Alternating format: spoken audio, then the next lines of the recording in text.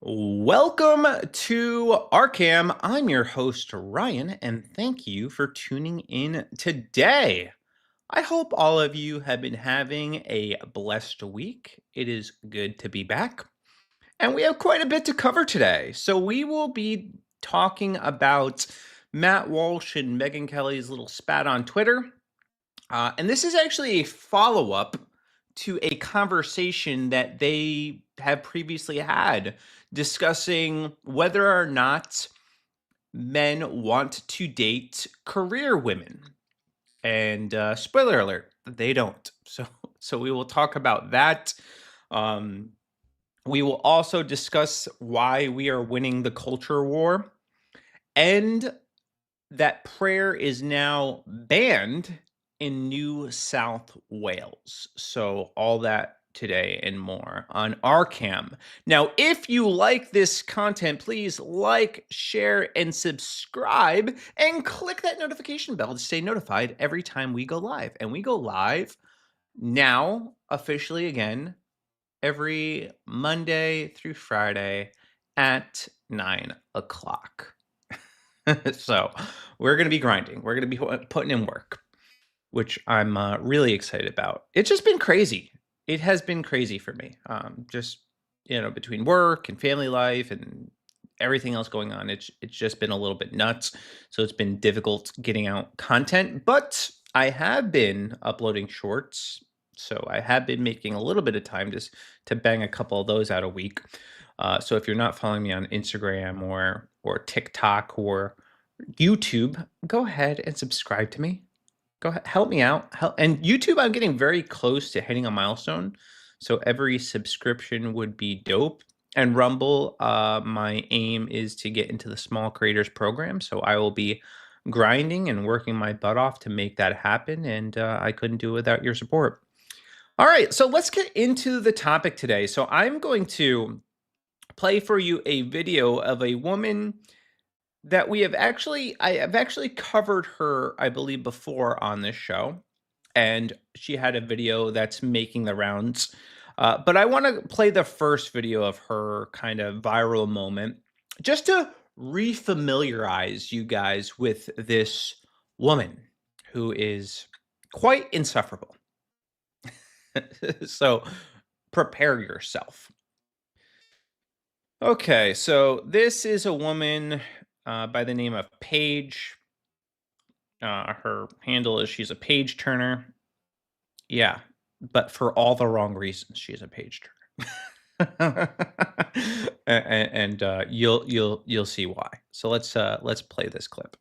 I don't do my husband's laundry. And a lot of people are saying, whoa, whoa, whoa, those are small acts of kindness. Why wouldn't you want to do that for your partner? But here's the thing, small acts of Oh, kindness that are whoops. mostly domestic labor just add up to work at There the we end go. of the day. So here's a list of things that I don't do for my husband.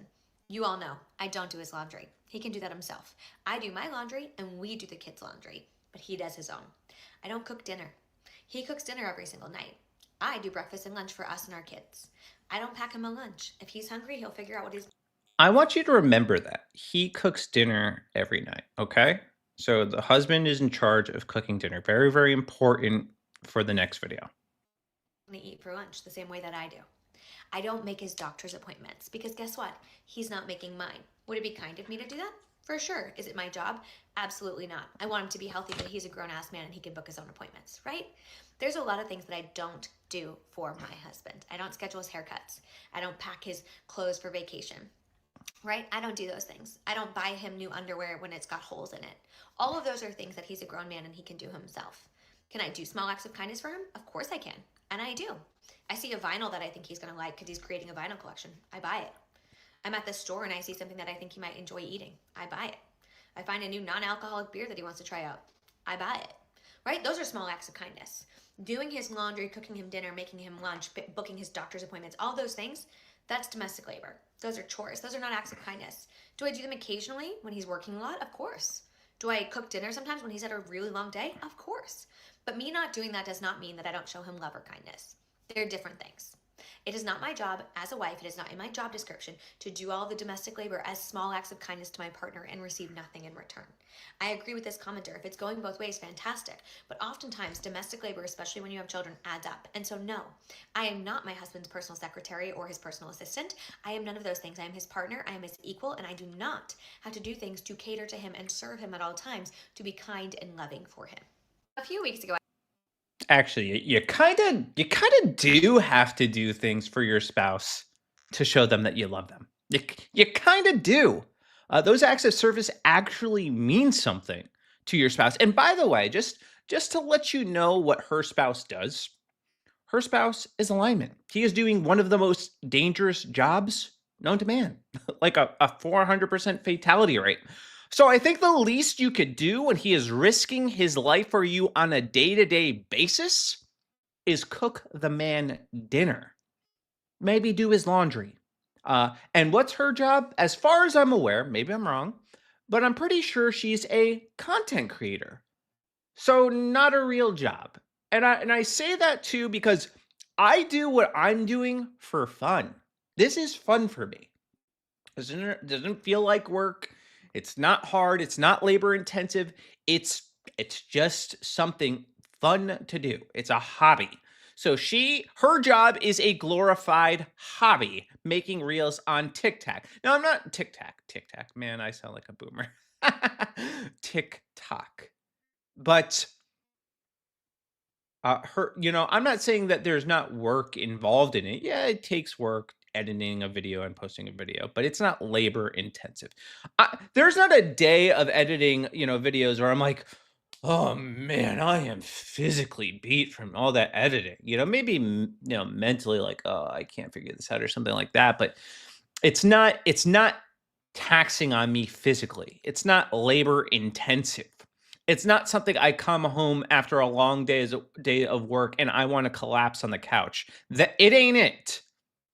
And just yesterday I did or Sunday I did labor intensive work. My in-laws wanted me to redo their bedding, and I had to rake rocks and lay down Typar and re-rake the rocks back over. And it may not seem like a lot, but it took me all day. It was 8 hours of labor intensive work.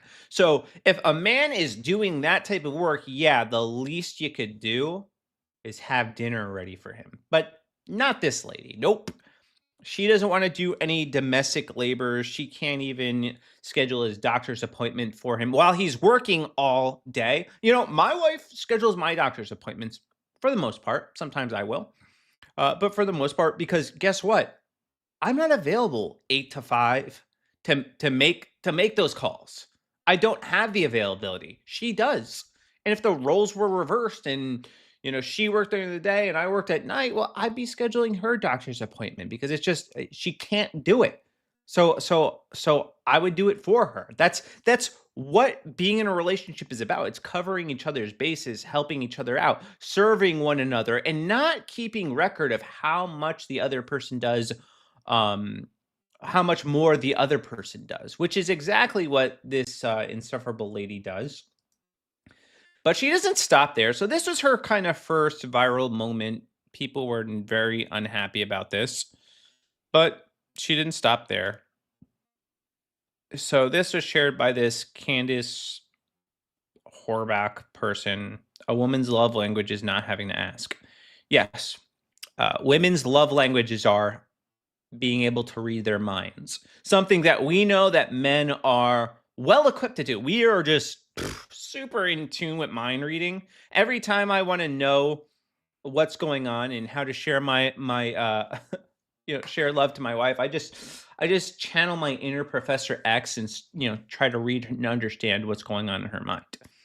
No, that's not how it works. But let's play this other video where she shares, by the way, publicly why she considered divorcing her husband.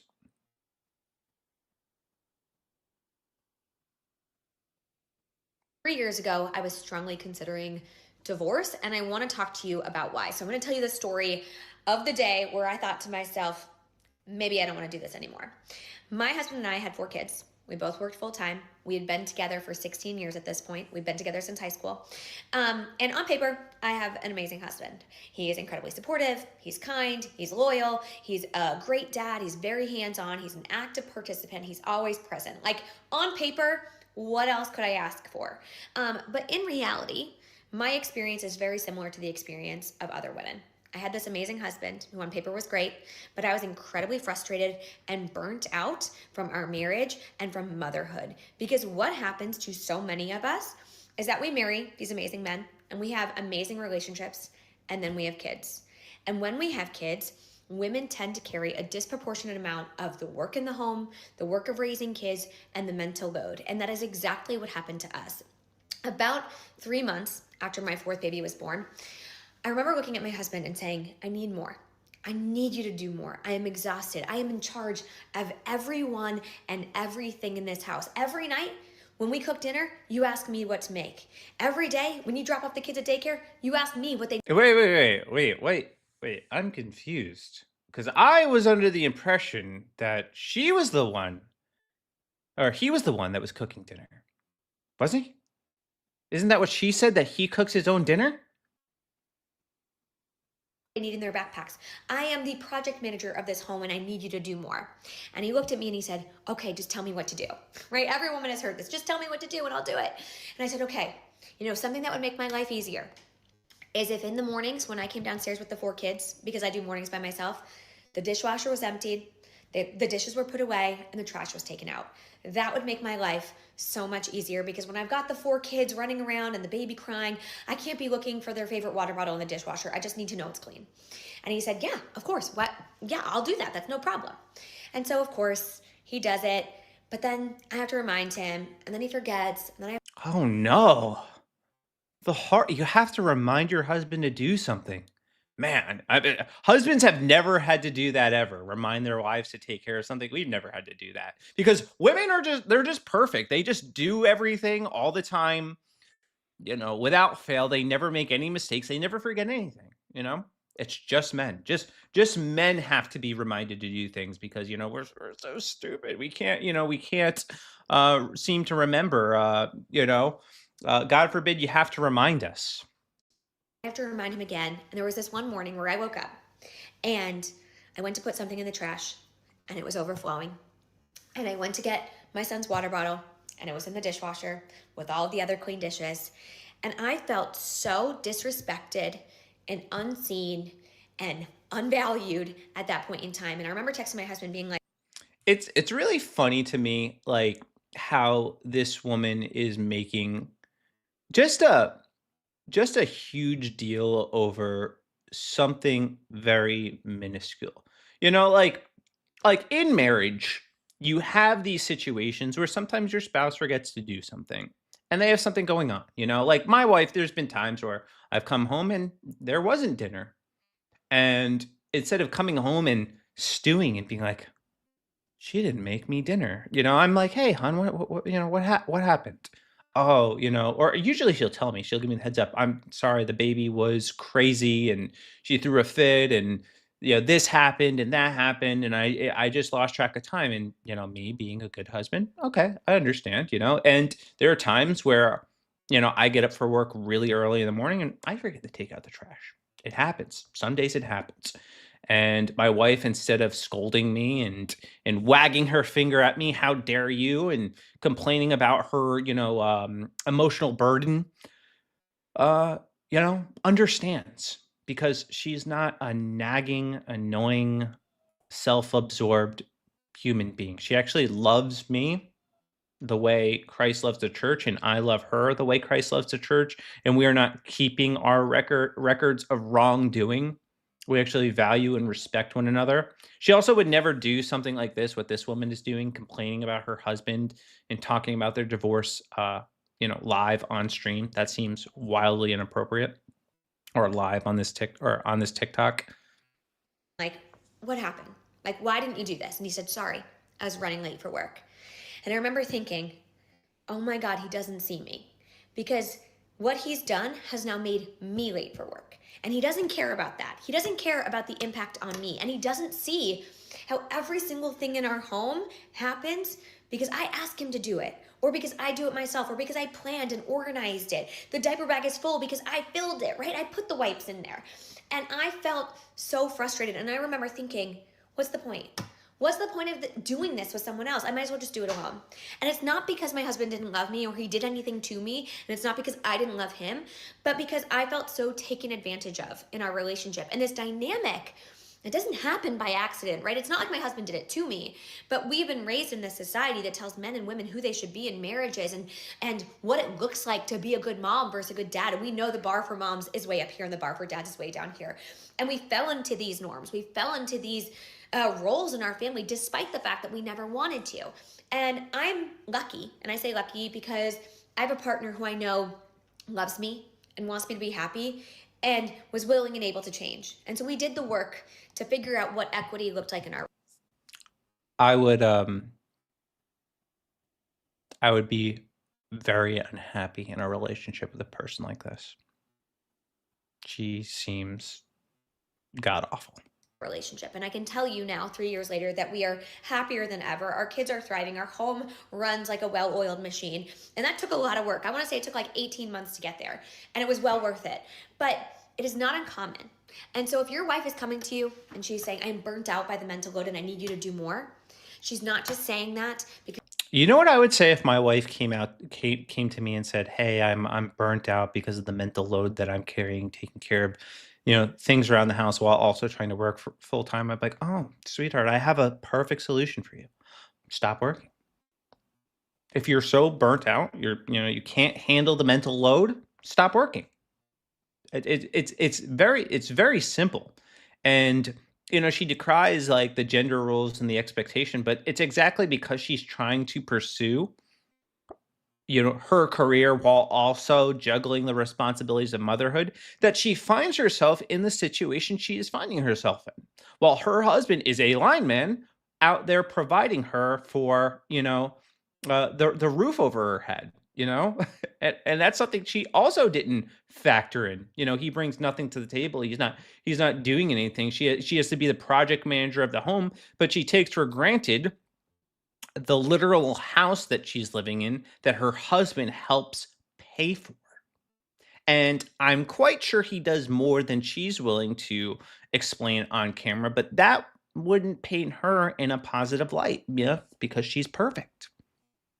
Because she wants you to do more chores. She's saying that because truly it can hurt your relationship. It can ruin your marriage if you do not participate in an equitable way in your home. And so what does that look like? What does it look like to change these dynamics?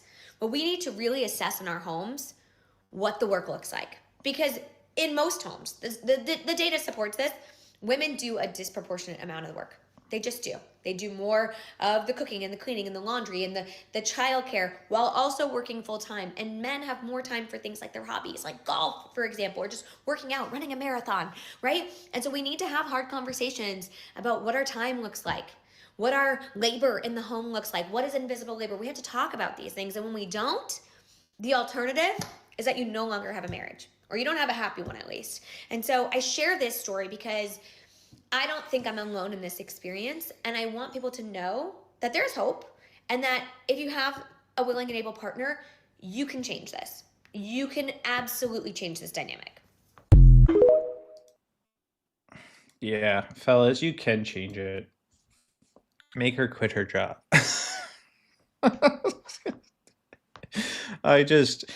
An equitable home. Yeah, and this is one of those things where I cannot stand egalitarianism. We're not our roles are not interchangeable.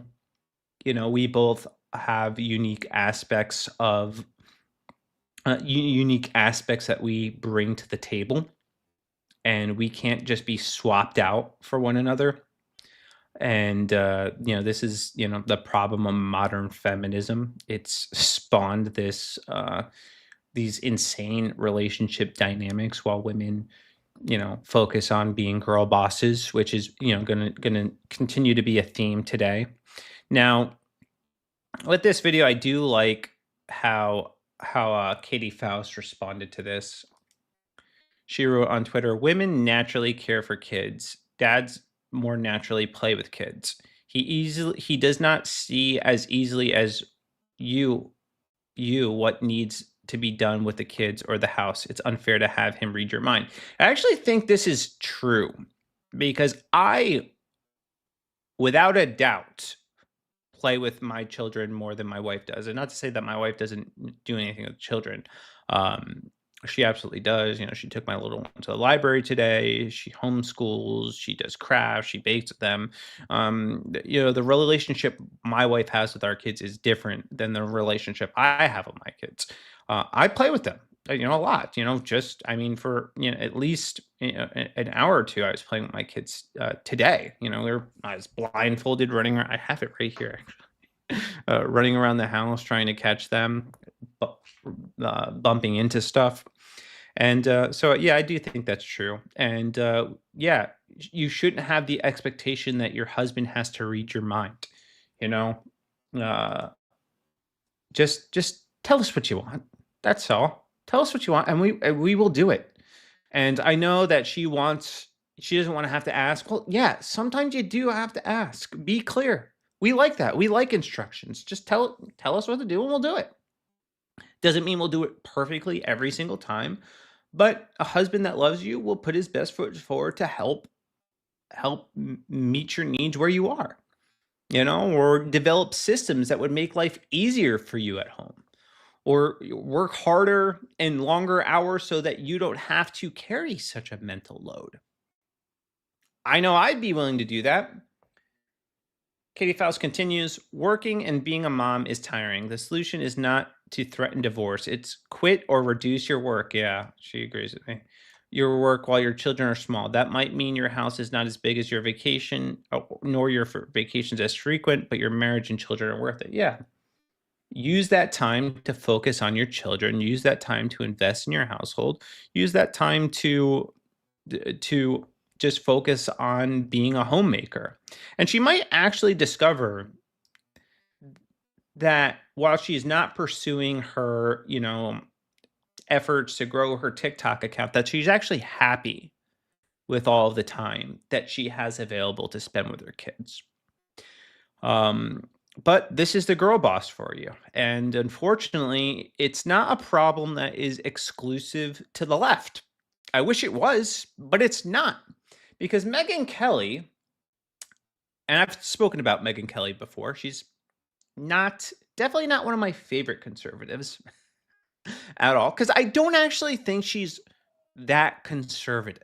All right. She fits a brand of a conservatism that I don't actually think is rooted and grounded in scripture, which will ultimately devolve into liberalism over time. And I think that's where she's at. So she shared this video, and we'll play it in a second. And we'll play right now. All right, here we go. Here's what's happening on the right. Young women, I talk to young conservative women all the time about their lives and their goals and, the things that they want. And what's happening is they can't find men who are maybe more conservative. Usually they're looking for somebody who is religious, like a lot of conservative women tend to be God loving conservatives. And they can't find a lot of young men who want to marry a working woman now. And this is an actual problem. A wild problem that conservative men actually want a woman that prioritizes her home. That's crazy. That's coming up on the right. And to me, it's so sad because it's like, how did we get to the point where we're now telling young, conservative, amazing women that they're not attractive if they also work, if they choose to, let's say, do what I'm doing and what you're doing and get their voice out there. But I'll stick with me just because I think conservatives listening to this will like the thought of another Megyn Kelly voice up and coming. Well, why wouldn't we want that? Why would we take somebody who's talented in this field and really wants to make a difference and have the messaging to her be, you're really not that valuable unless you give it up and go into the home and only have a family and only raise a family. And not only are we sending her that message, but young men are actually believing that. They're actually believing it, especially on the right, because the trad mom has gotten so popular. And it's like, No, if we do that, we're not going to have any strong conservative or right leaning women to provide a role model for younger conservative women who, and there's nothing to apologize for here, don't necessarily want to spend all their 20s and their 30s getting married and having kids, or can't. They just weren't able to meet somebody and definitely don't need to be shamed over it. I find that rich. I find what Megyn Kelly is saying hilarious, especially because of a past tweet that she had that I want to pull up that I think is particularly relevant. So I just wanted to remind you guys of this, and I've commented on it a few times, but I do think it's important. So she had gotten into a spat with Matt Walsh before, and we'll go over this a little bit more in detail, but she did tweet this back at him, and I just want to highlight this part. You know, so she writes, the message that in order to get a man who wants to take care of you, you have to be a trad wife is not true. Some guys want the fire and excitement of a working woman. Interesting. Because she's now decrying the fact that men actually don't want the fire and excitement of a working woman, which is exactly what I had said originally from my original Twitter account, which got deleted. Rest in peace. I miss you. Yeah, men don't. Women working is not the primary thing that men find attractive in women. I have never met a man, and still to this day, I have never met a man who has ever said, you know what gets me really hot? The fire of a working woman. Man, this girl I'm talking to, you want to know what's special about her, man? You want to know what I find the most attractive? She works. That's it. No, that doesn't happen. That does not happen. Men do not find that attractive. That is at the very bottom of their list of things that they find attractive. Things that men find attractive. She's a family girl. She cooks. That's attractive. She wears sundresses.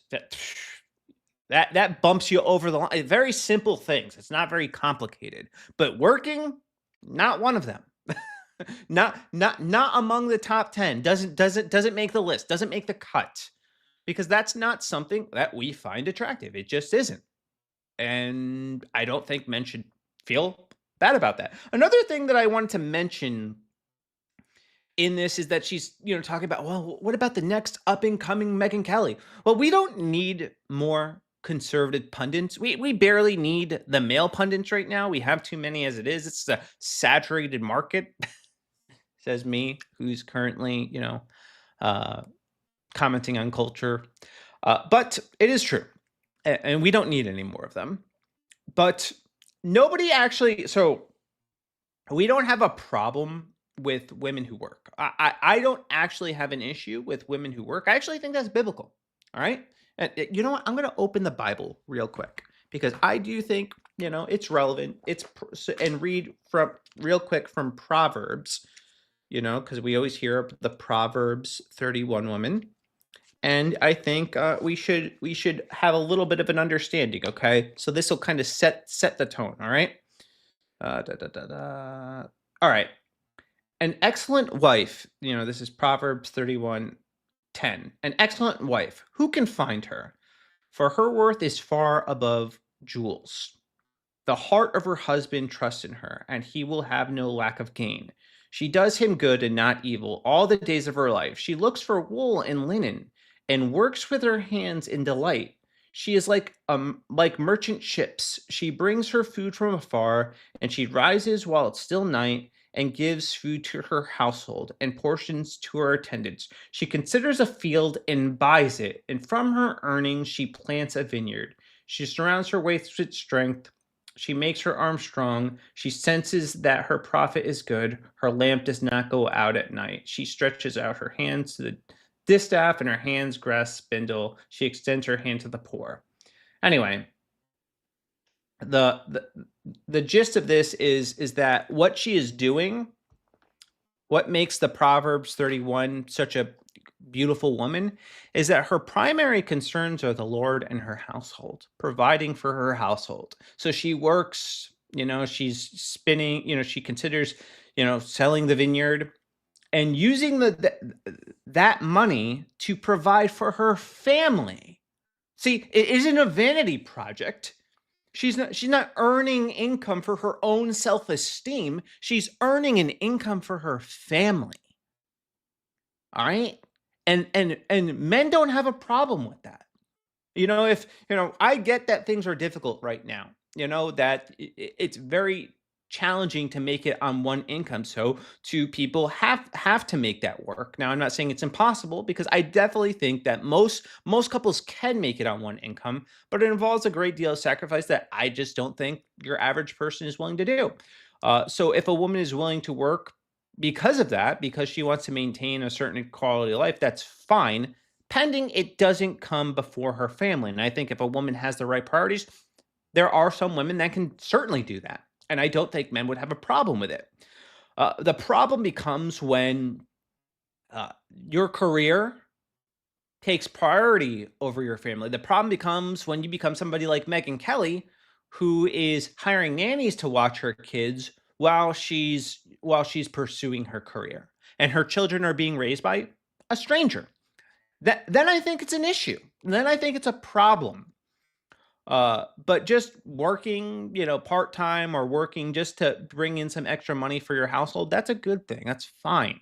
And there's no problem with it. Another thing that I want to talk about with this, how Megyn Kelly responded, is that she basically suggests that the only way for women to have strong conservative values is if they pursue a career. And I actually think some of the women that leave the strongest impact and are often sources of inspiration and are great role models are the women who choose to prioritize homemaking over their careers. Women who are dedicated to serving their family, their church, and their community.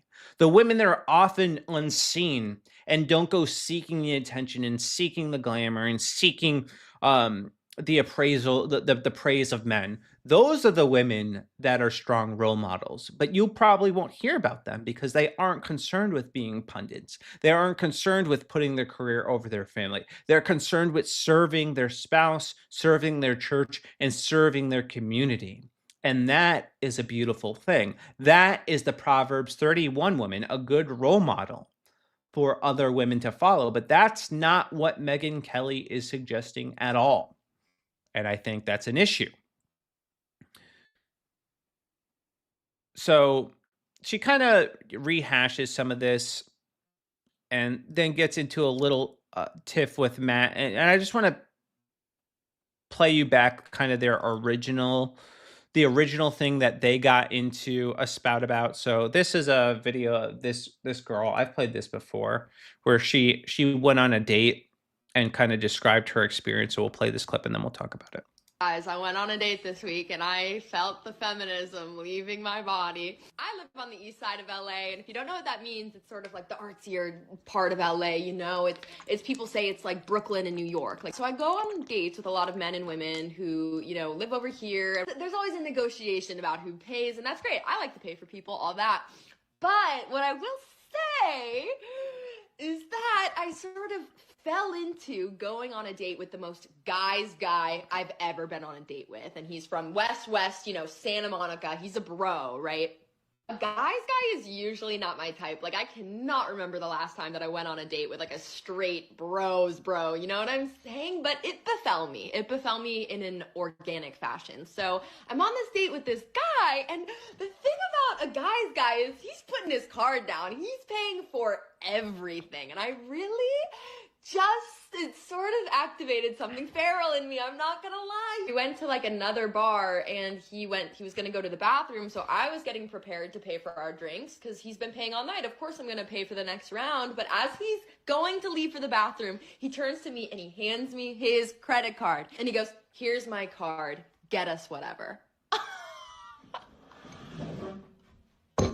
might be time for me to get away from all these, liberal snowflakes on the east side. Power play.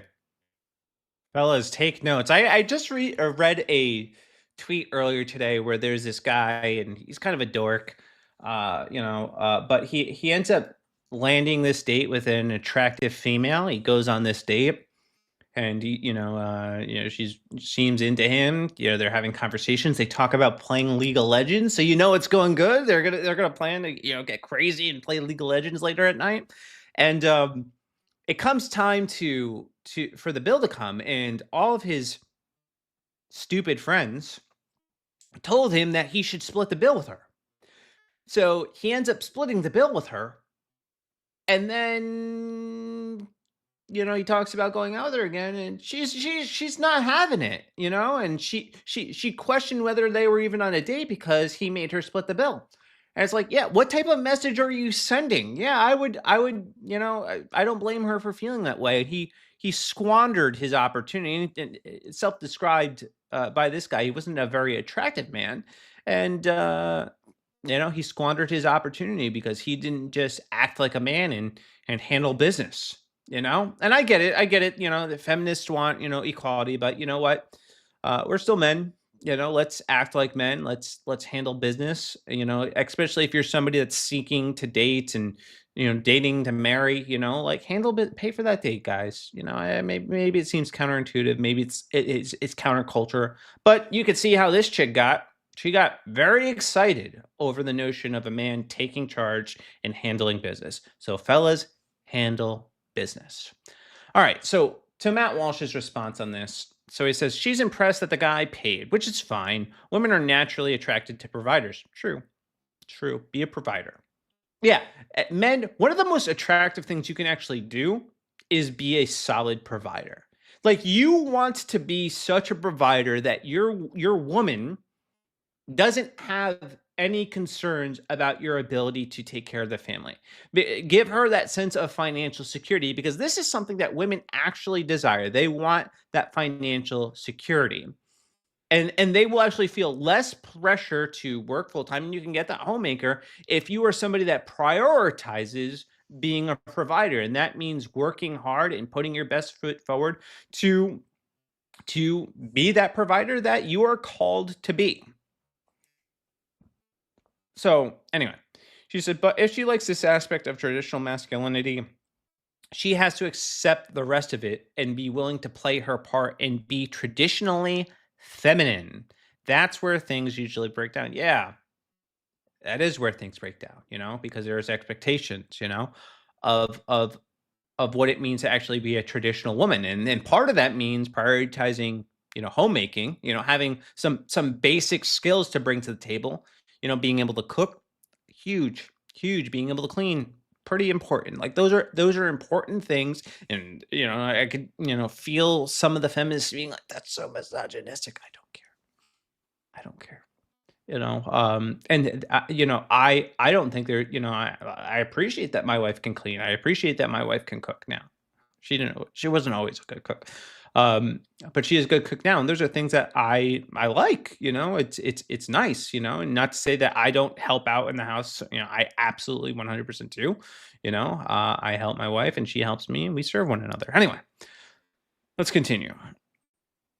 So Megyn Kelly shot back at Matt and said, actually, no, she doesn't. She can find a man who pays and also gets completely hot for a working wife who doesn't cook or behave any sort of like any sort of traditional wife. Yeah, then no, actually, you cannot expect a man to play the traditional role and then you not play the traditional role yourself. And Matt perfectly says this. Why should a man play the traditionally masculine role of paying for the meals if the woman is not even going to play the traditionally feminine role in return? Yeah, it's a fair question. It's a very fair question. I like Lauren Chen, man. I miss her. I wish she would come back. She had some good takes. If a man pays for everything, one of the easiest ways a woman can make him feel special is a home cooked meal. Yeah. Yes, that's a win. You want to know how to win with a man? The equivalent of paying for a man's meal, if you want to thank him, is have him come over one night and you don't even have to go. You don't even have to get fancy, all right? A steak. You cook a steak.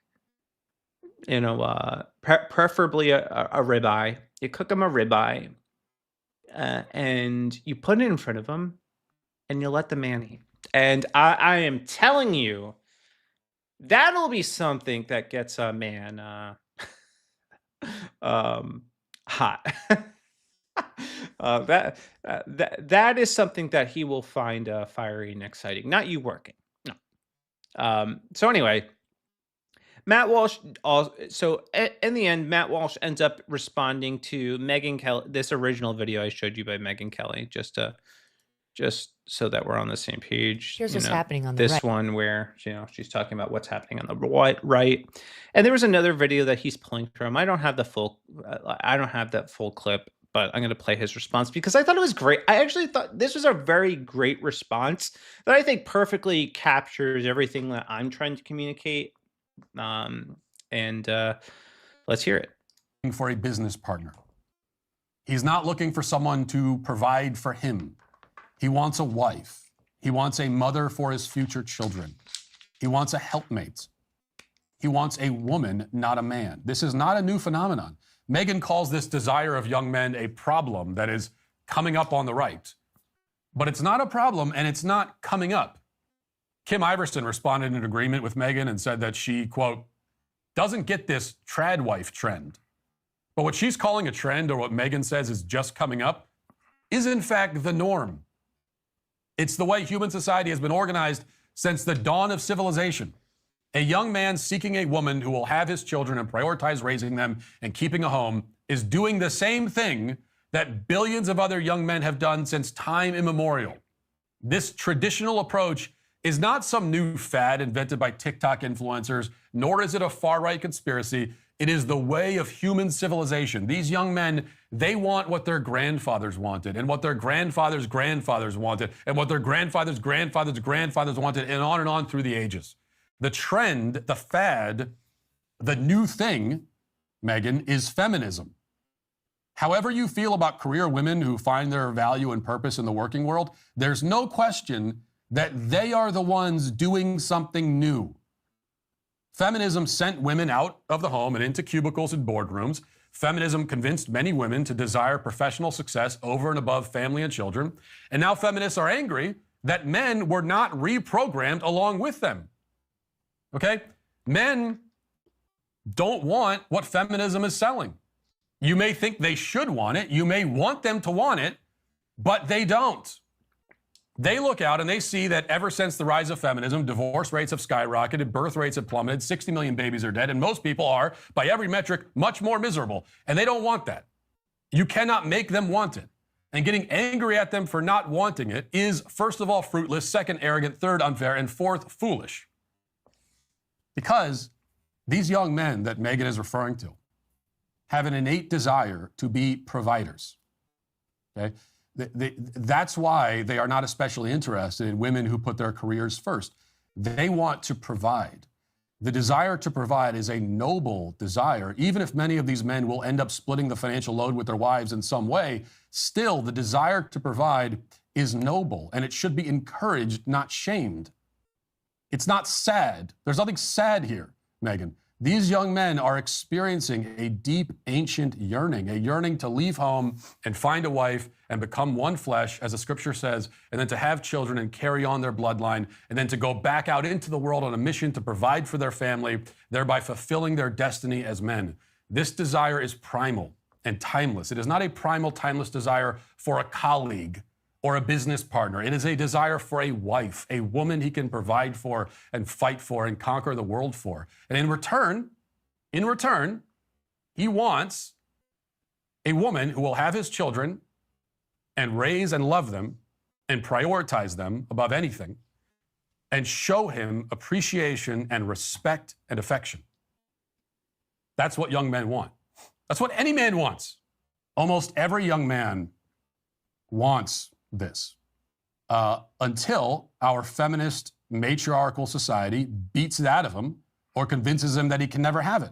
He can never have the thing that his grandfather had, and that his grandfather's grandfathers had, and his grandfather's grandfathers had, and on and on and on. So if you want to know why so many young men are demoralized and depressed and broken, it's because for their whole lives, they've been told that what they want down at the deepest level of their soul, they should not want and they cannot have. Every man before them in history could have it, but not them. We're too enlightened for that now. The feminists took over, and they know better. They know better than our ancestors knew. They know better than the combined wisdom of all human history.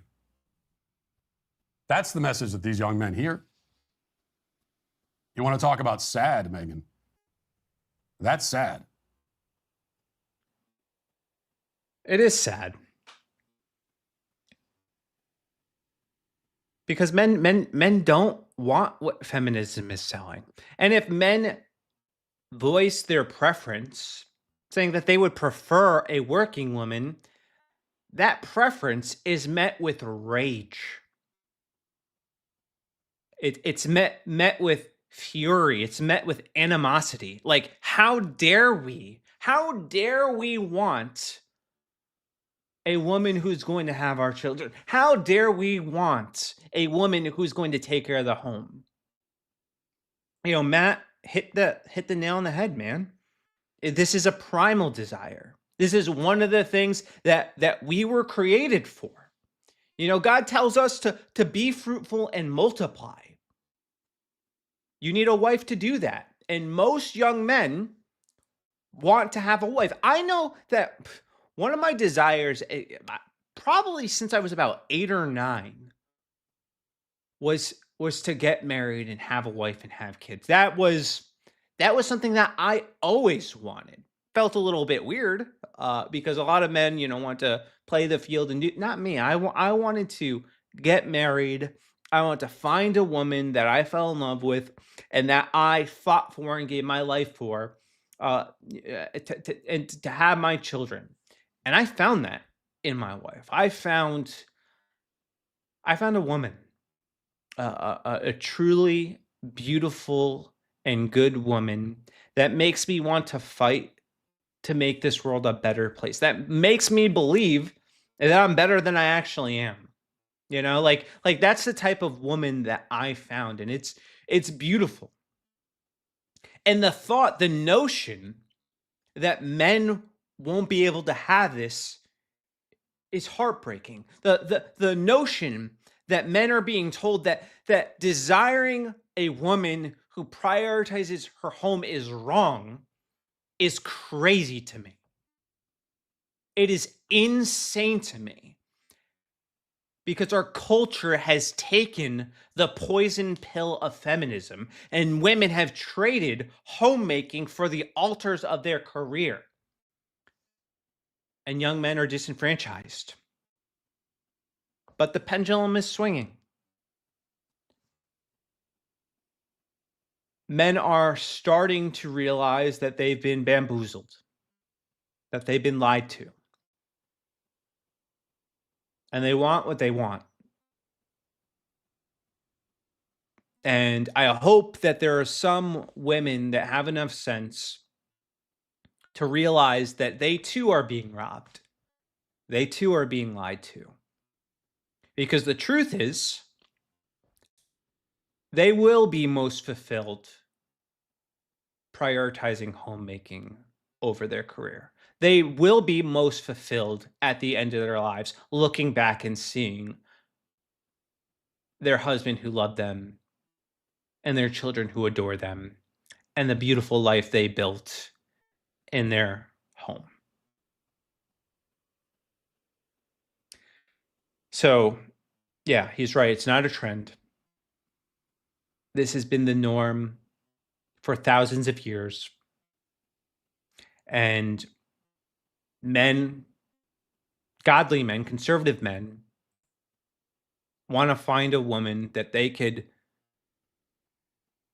love as Christ loved the church and gave himself up for her. They want to, in the same way, give themselves up for their wives. That's something a man wants. And working and providing is actually part of where a man gets his purpose, even if the job isn't significant. See, I don't work a job I'm crazy about.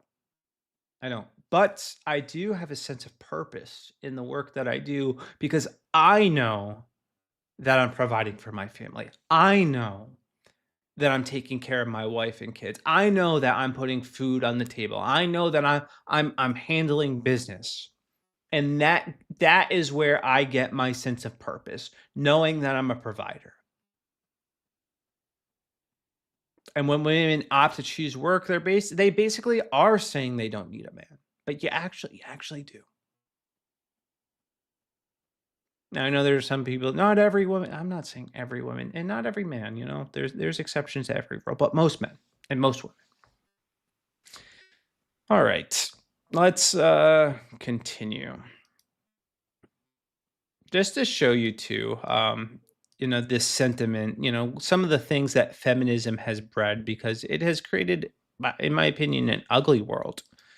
In a world that has left men kind of, disenfranchised, and what they're doing is very unnatural. So we'll play this clip real quick. Just to showcase you some of the general attitudes that women have toward men, or at least modern feminist women.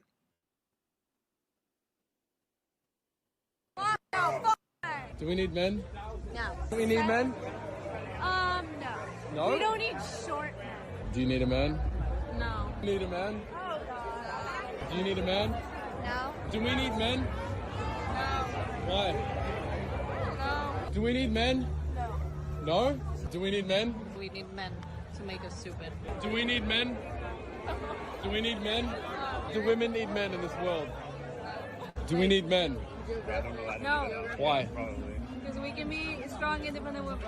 Do we need men? Like, not necessarily, but like, if I can look at them, like, we need a man to look at. Do we need men? No! No, why? Nobody needs men! Really? We do not need men! Why not? Why don't we need men? Why would I need men? So what can you get from someone else that you don't get from a man? The only thing I can get. All right, well, they get a little inappropriate, but you get the picture. And I do think that's the sentiment of a lot of modern feminist women. I get it as a street interview. It's not indicative of all women, but I do think I've seen those sentiments. I've seen women expressing those sentiments. So it's not really surprising to me to see a street interview happen where he gets a handful of those of women that say that part out loud. And I think I saw this video too that I wanted to share where it kind of explains why men are feeling the way that they are feeling, and the women I just showed you certainly aren't helping that. Movement of teenage boys politically to the right. Have you been looking at this? Well, where else are they going to go? It's a good question. I mean, I had a teenage boy. I still have one, but he's 18 now. And I watched them be pushed farther and farther right by their schools. You suck. All of your instincts are bad. These girls are amazing. Look at you. You're pathetic. Be less masculine and more attractive. You're just barking at them constantly. They're not moving right. They're moving out of your stupid way. You've given them what? Nothing. Nothing. One of my son's friends died recently by his own hand. And I don't know what kind of pressures he was put under. But I watched those kids go through this pressure cooker created by this crazy, parasitized, left-wing educational movement. Get away from our sons. Get away from our daughters. Get away from our sons and away from our daughters. It's not left or right. I don't have a Republican bone in my body. Get the crazy people who do not understand human development away from our children. Yeah. That message, man.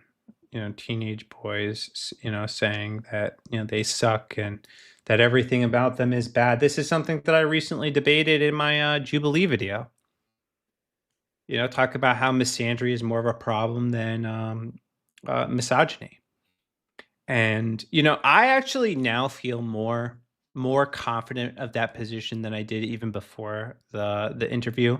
Just seeing the responses to the video were just overwhelmingly dismissive, and people, feminist women basically mocking men, um, because or mocking me because I dare suggest that men are having a rough go at it because they are constantly fed the message that they don't matter, that they suck, that they are not needed, that they can be replaced, and then thinking that that doesn't have negative implications. I actually had, I did read this guy Oliver, and I had a follow up discussion with him. And one of the wild things that he said during this discussion was this that when feminists say, kill all men, that they don't actually mean it. And it's like, it, but what? What do you mean they don't mean it? And he said it's, basically, just a, extreme way of, getting, trying to start a conversation. And that's bullcrap. It's not. It's not, because these women don't actually want to have a conversation with you. They want to you to shut up and them to speak and you to go along with everything they say. They don't want to hear a damn thing that men have to say. And then they wonder why men take that phrase the wrong way. But this is the feminist programming, man. It's just bad. And it's wreaked havoc. And created women that are honestly delusional. And I want to showcase you one of these women, because they have these expectations for men. Men can't voice the expectation that they want, a woman that's going to prioritize their family. But these are the expectations they're allowed to say without any pushback.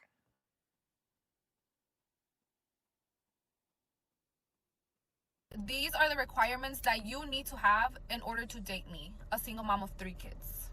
Number 1 is that you need to be making at least $130K. Full disclosure, I do feel like this is parody. Just throwing that out there. A year. And you need to have at least 2 side hustles. If you cannot make $130K or more, then you are out of my fucking league. How do you expect to give me money for my kids if you only make $50K a year? Second is I don't date men that are younger than me because for obvious reasons. So if you are 26 and over, then you qualify. 26 to 35 is the age limit. Okay, I feel like 35 is pushing it because they look old as fuck already. I'm 26. I'm a baby. So yeah, you have to have at least 3 cars under your name. Your second car has to have 8 seats because I have 3 kids. So I want them to be comfortable whenever we go with you on a trip. Yeah, this is satire. This has to be. My kids, and you need to have enough space for my kids. So that's why I require you to have an SUV and a vehicle of your own if you're going to be dating me. Another requirement is that you have to have a property under your name, and you have to be looking into getting your second property. You have to get a home that has 6 rooms because each of my kids have to be in their own room. So you have to be considerate. Purchase a house that has 6 rooms because that's only common sense. Like, yeah, this has to be satire. The last requirement is that it has to be pink. If it's not pink, no. Pink and brown go together. Pink and brown, like what? Duvalin, That's not a real person. No. I listen. I can believe a lot of things. I don't believe it's that bad yet. I don't want to believe it. All right. I don't want to believe it, okay? But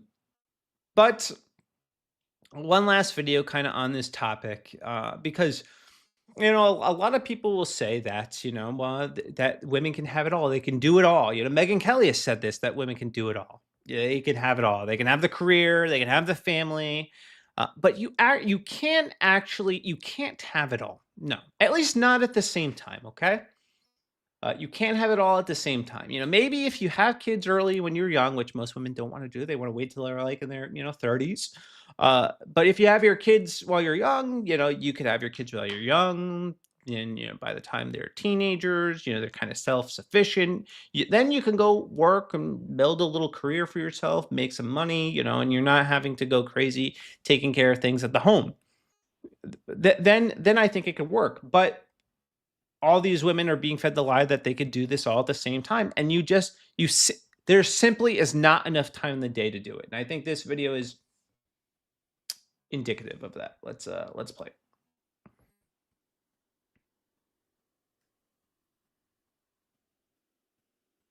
My last day of maternity leave, and I go back to work tomorrow, and I just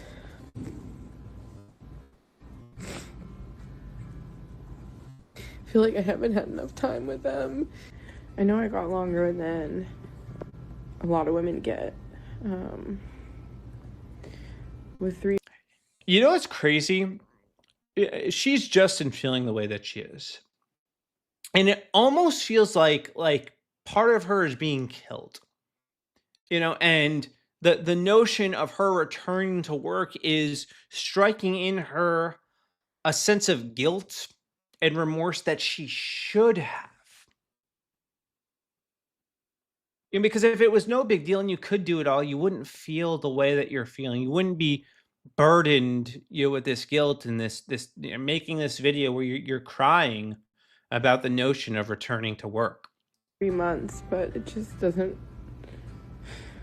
I just don't feel ready. I had a very high risk pregnancy because they shared a placenta. They were 5.5 weeks premature. We were in the NICU for several weeks, so you kind of feel a little robbed of that postpartum experience, and that does not get accounted into your maternity leave. It's just like such an abrupt change that you're with your babies all the time, and then you pick them up from daycare and you might just get a few hours. I just felt like so disconnected to them. Sorry, I'm gonna get emotional. I would just like cry, like they're gonna forget me, or I would come home from work and like feel like they forgot me because they didn't like smile right away when they saw me. And I know they like didn't, but it's really hard to convince yourself that they don't. I also love my career. I am proud of what I do, but there's always that mom guilt of you're not giving enough time to your kids. There was the most visceral response from the stay-at-home moms, and it was far from supportive. Somebody else is going to raise your baby. How could you leave these babies? Valid concerns. Save some money and stay home. You can make it work. Great that you can stay home, to each their own. I would have loved to prolong my maternity leave and maybe go back part-time, but that's just not our financial situation. And I don't think that's the average American woman's family situation either. We both have student loans, we have a mortgage, we have 3 mouths to feed. I hold the health insurance for our family. We just live in a world in America where, fortunately or unfortunately, however you want to think about it, most people are 2-income families. And times are tough. This whole pandemic and inflation, it's difficult. So many people from so many other countries chiming in with their maternity and paternity leaves are. A lot of the European countries and Canada are 12 plus months for women. That's kind of more the message I would love to talk about and get across, is that could be a lot better in our country. I just feel so honored to be their mom and to have gotten the past 3 months with them. So I'm really grateful for that. For all the working moms out there, you're amazing. You can't do it all, but you're doing the best that you can. At least she acknowledges that they can't do it all. She understands that you can't do it all. And that's the reason that she feels guilty leaving them. Because there's a trade-off. You can work, you can be a mom at the same time, but it comes with a trade-off. And more often than not, these women choose their career, their love for their job, over their love for their family, or their desire for comfort over their love for their family. Because I do believe that you can make it work on one income even in modern times, but it requires a change of lifestyle. It requires you not going out and eating as much. It requires you canceling some subscriptions. It requires you budgeting aggressively. It requires a degree of sacrifice that I don't think most people are willing to pay. So what do they do instead? They leave their kids to work and earn more money to keep up with the Joneses, instead of doing what needs to be done to prioritize their household. And that is why this mother is riddled with guilt. Because she knows she's trading time with her babies for her career. And you'll never get that time back. Not ever. And that's a sad thing to realize as you're looking down at these two precious gifts God has given you. You know I value the time that I spend with my kids. It's the reason I start this show at 9:00, because I want to spend as much time with my kids as I can when I get home. Because I understand that they're going to be little for a short period of time, and I don't want to miss a moment. I don't want to miss it. So, yeah, that stinks. So anyway, all this to say that I do think the tides are shifting, and men are starting to wake up, and women are starting to wake up and realize that feminism is a load of crap. And I think things are changing for the better. And I think that too, because of a recent interview with Bill Maher, who, by the way, also got the opportunity to have a dinner with President Trump, which is, he's essentially become Judas. He's betrayed the Democrats, and for the sin of eating dinner with Trump, he is now betraying left-wing values. So let's play this clip, and then we'll get into it. And this is shared by the Vigilant Fox. I'm just going to play the clip, not read all that. You get a certain amount of cult followers for anything, and then the true believers never die. I mean, a lot of people would say right now the Democratic Party is still in that mode, which is going to render them possibly an irrelevant party if they don't change. What would you like to see from the Democrats, like, going forward? Much more centrism, much more get rid of the woke baggage, old school liberal is what I usually describe myself as. But that's very often the opposite of woke. Woke would like people to believe that there's some sort of an extension of liberalism, but they're not. They're usually something that's quite opposite. Liberalism was, we should have a colorblind society and not see race at all. That's not what the woke believe. Yeah, I would say they're the opposite. Quite. Let's put race at the front of everything. Yep, absolutely. Oppressor and oppressed, sacred, make a sacred the oppressed. You get a certain... Yeah, he is right. That is not the modern Democratic Party. They are far left psychopaths. They just are. And they insist on doubling down on some of the insanity that they have come to believe wholeheartedly, like a cult. They've adopted some of the most radical and some of the most insane ideas known to man.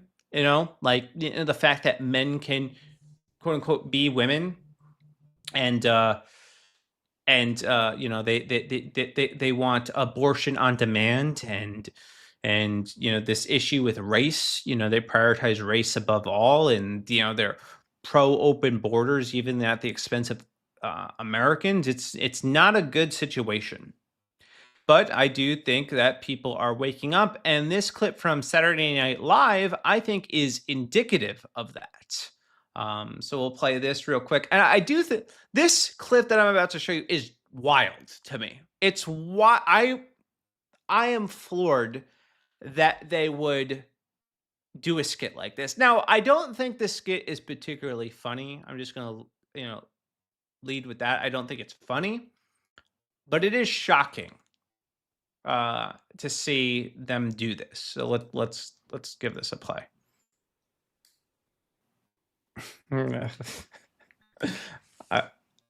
If you'd asked me if I would see a Saturday Night Live skit of them poking fun at homosexuals and surrogacy, I wouldn't believe you. But here we are. Saturday Night Live has done it. They're actually making fun of their own, which is an indicator that things are changing for the better. Yeah, it's wild, and it doesn't stop there. You have Whoopi Goldberg actually coming out in defense of ending the Department of Education. So let's play this clip. What we have to always do, regardless of who you voted for, you still got to pay your rent, you still got to take care of your kids, you still got to take care of your business. And maybe some of what's happening, like, they're trying to take apart the Department of Education. Yes. Maybe that is a good thing, because maybe it will force us to make sure that our kids actually get what they need. Maybe it'll force us to go to our state and say, listen, I want to make sure, since you're taking all this money from my taxes, I want to make sure that my kids get exactly what they need. I don't have to wait for the government to do it. We can do it. This is now in our hands. This is in our hands, and it's going to be tough, and nobody wants to do it because it's a bitch. But you know what?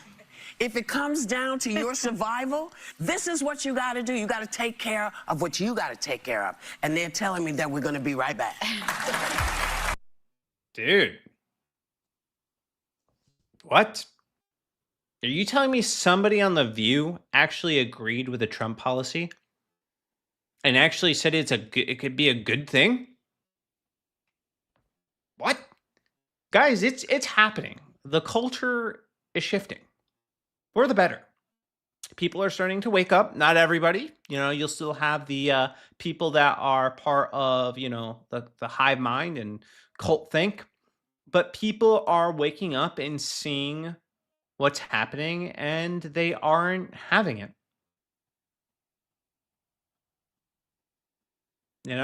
They just aren't. They realize that they've been lied to. They realize that our government has been pissing money away. They realize that feminism is a lie. They realize that the people that we trusted in power are also frauds. And they are seeing the truths that I believe are, spoken of in this book, the Bible. And they are returning to saner times. And I think that is a beautiful thing.